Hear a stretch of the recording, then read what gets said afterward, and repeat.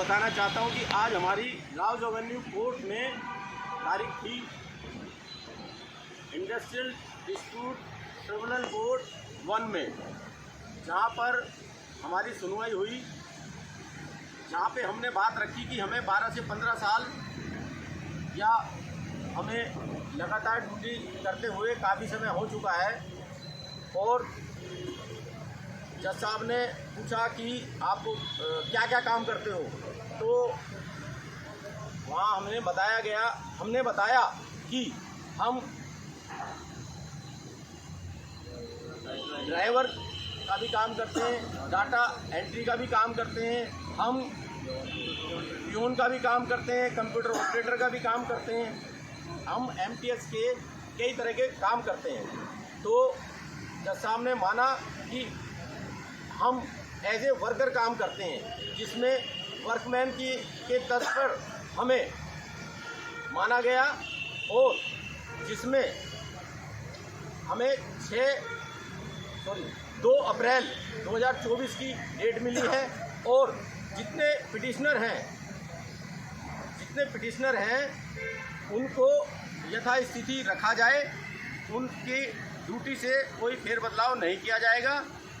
और डिपार्टमेंट से आए अधिकारियों से भी उन्होंने जज साहब ने बात की कि वो इनसे क्या क्या काम लेते हैं। तो अधिकारी साहब ने बोला कि ये यूजर डिपार्टमेंट में काम करते हैं, ड्राइवर का भी काम करते हैं, पियून का भी करते हैं, क्लर्क का भी करते हैं, मैसेंजर का भी करते हैं। तो इसी आधार पर हमें एज ए वर्कमैन माना गया और यही कार्रवाई हमारी बहुत जल्दी पूर्ण हो जाएगी। जिस दिन हम वर्कमैन घोषित हो गए तो हमें 60 साल तक निरंतर ड्यूटी करने का मौका मिलेगा। जो भी दिल्ली होमगार्ड के जवान लेबर कोड के माध्यम से अपने आप को जोड़ना चाहते हैं, वो सभी लोग 1 या 2 दिन के अंदर उनको सबको जोड़ने की प्रक्रिया बता दी जाएगी, या फिर वकील साहब का नाम और एड्रेस, फ़ोन नंबर दे दिया जाएगा।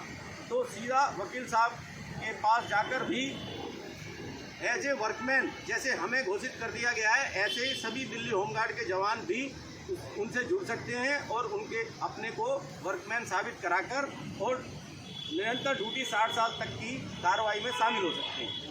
धन्यवाद। रिक्रूट्स के ऊपर लागू होगा, ना कि आपके ऊपर। तो ये आपकी एक बहुत अच्छी बात है। आज काफ़ी कुछ डेवलपमेंट आपके फेवर में हुई है। सच जो है सामने आया है कि आप सिर्फ वॉलंटियर होमगार्ड नहीं हो, आप वर्कर हो, वर्कर का काम करते हो। ठीक है, तो आप खुश रहिए। ठीक है।